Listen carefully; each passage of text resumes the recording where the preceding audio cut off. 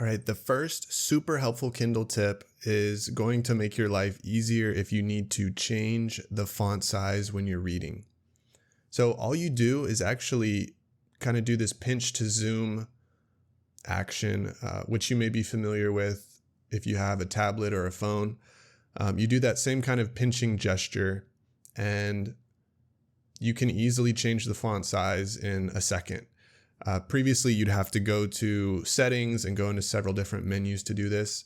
So I use this all the time. This is extremely helpful. The next tip is a really fun one. It's a way to kind of make the book that you're currently reading a little bit more immersive. So right now, if I put my device to sleep by pressing the power button here at the bottom, as you can see, I have just kind of a generic background here. But what you can do is actually show the cover of the book you're reading right here. So it kind of looks like your book is sitting there on the table, similar to like kind of a traditional book. So what you'll do is click at the top and then you'll click the three dots and then you'll go into settings. You can also do this from the home screen if you want, but then the next thing you'll do is click the screen and brightness option. And then in here, you'll click show covers on lock screen. We'll toggle that on. Then I'll exit out. And now when I put my device to sleep by pressing the power button, you can actually see the cover of the book I'm reading right now. So this next tip is going over all the different ways you can get free and discounted books. The first one is Amazon discounted books page.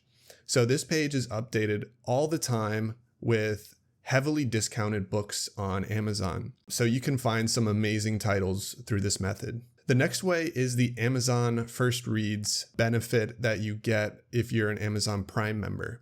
So this allows you to get 1 to 2 free books per month if you have Amazon Prime. These books are hot off the press. In some cases, they're even early releases, which is really cool. So definitely one to look into. The next way is Libby and BorrowBox. These are apps that allow you to borrow ebooks and audiobooks from your library. All you need for this one is a library card. You can get one for free in most cases. And once you have that library card, you simply type in your library card number into the app. It creates your account for you, and then you can send books from the app that are available within your local library and send them directly to your Kindle to read for free. And then there's Project Gutenberg. So this one's been around for a while. It's a website that has over 75,000 free ebooks, many of which are the classics. So if you're into reading older literature, I'd highly recommend checking this one out because in many cases you can get these books for free because their copyright has expired. I'm going to put a list on the screen now that includes the ways we've already covered, plus a few other really cool places you can scoop up free and discounted ebooks. So this next one I learned about pretty recently. If you're like me, you may find it a little bit distracting when you're on the home screen and you see all these other books being recommended through Amazon. For me, I like to just see my library. I don't want to see other books being advertised to me. If you also want to kind of remove these advertised books, you can simply click this library tab, and then this will only show you the books that you've downloaded. And when you turn off your device by pressing the power button and then turn it back on, it will keep you on this library tab. If you want to go back to the home tab, you can always click that.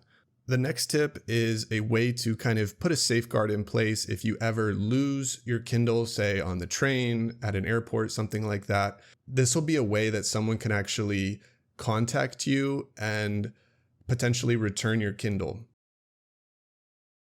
So if we click the three dots in the top right, and then we click settings, and then we go to your account, and then we go to personal info, there's a little text box here, and if you read this sentence, it says, in case you lose your Kindle, add personal information to help someone return it to you.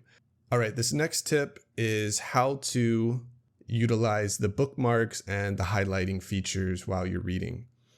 If you want to add a bookmark, all you do is tap in the top right corner and it adds a little bookmark icon for you. If you want to highlight a quote while you're reading that you really enjoy, you simply press and kind of do a long press where you hold your finger down for an extra second or two, and then just drag your finger to capture the quote that you like.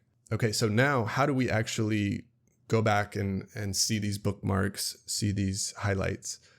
You simply click at the top of the page, and then there's a little journal icon here.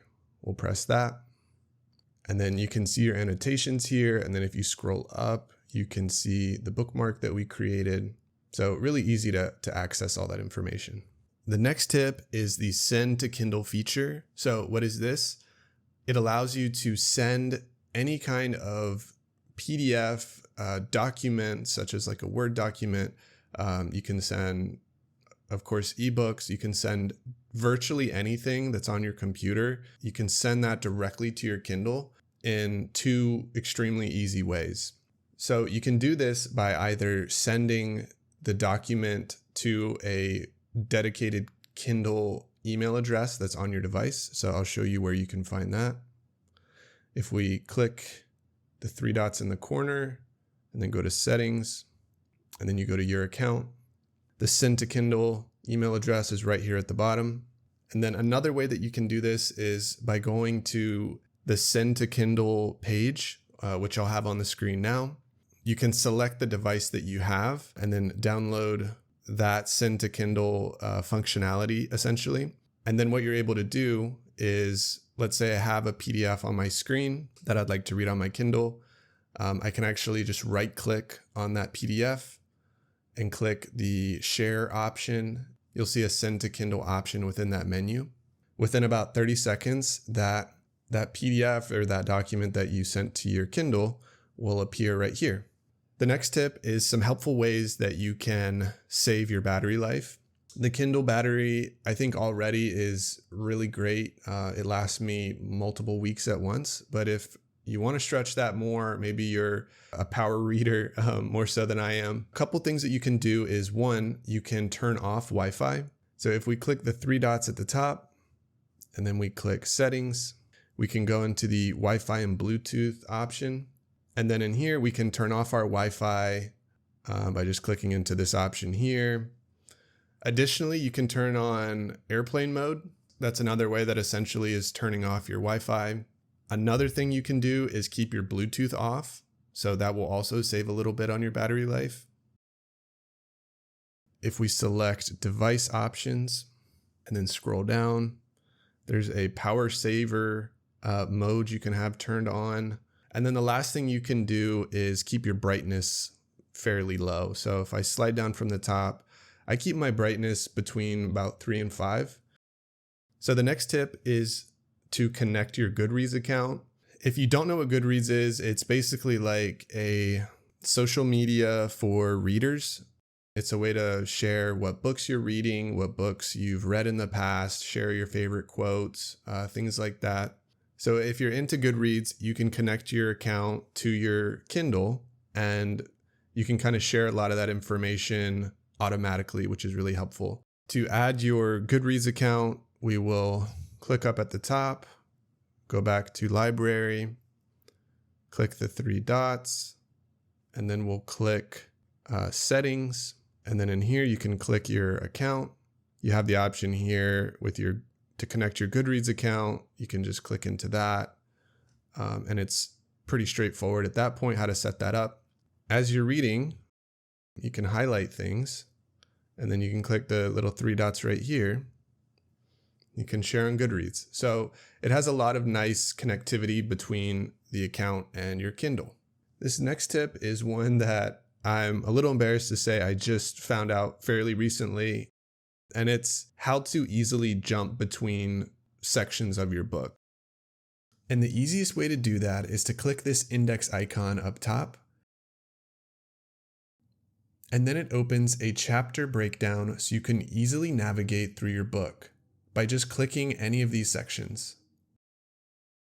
All right, this next tip is some ways that you can add a little bit more information and kind of tweak the information on the page itself.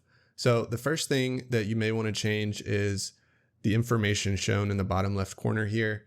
If I want to change that to be a page number instead, I simply click at the top of the screen, and then I select the font icon, and then I go to More.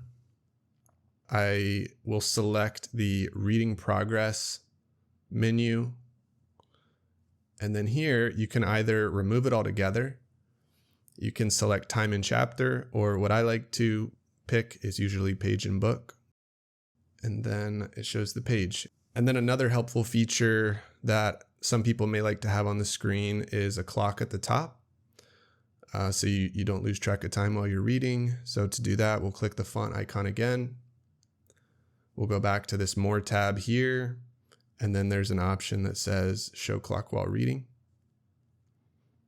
The next tip is the X-ray feature. So what this is, it is a built-in reference tool that provides context about characters, places, and terms within an ebook. So to get to that information, we click at the top of the screen, you click the three dots, and then you select the X-ray option. And so you have some different tabs here where you can click on things like people, terms, and then kind of see a little bit more detail on what those items are. The next tip is one of my favorite things about Kindle, and one of the reasons I prefer to read on Kindle as opposed to physical books, and that is the smart search functionality. So let's say I didn't know what this word meant right here, the word ransom. I can long click on that word, and then it pops up a definition right there for me.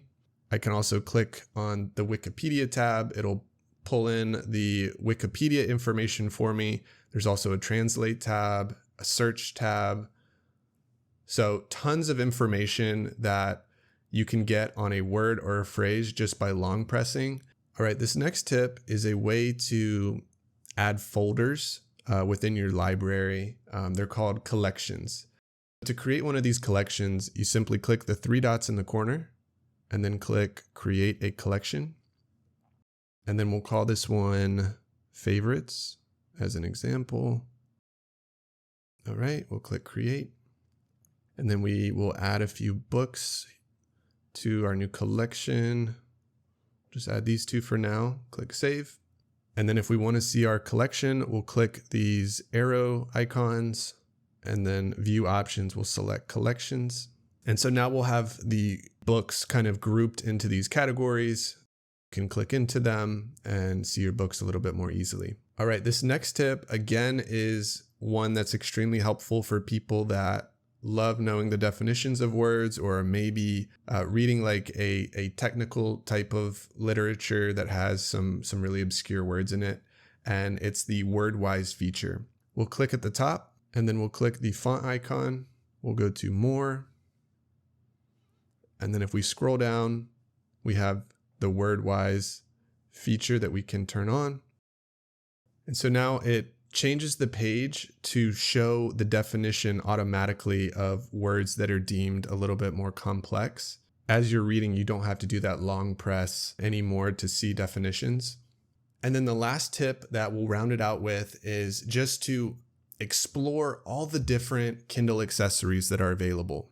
I recently purchased this kickstand that will prop my book up for me. So during lunch or different moments throughout my day, I can adjust the angle really easily and read hands-free, which is awesome. If you have any other Kindle tips that you think are really helpful, please share those in the comments section.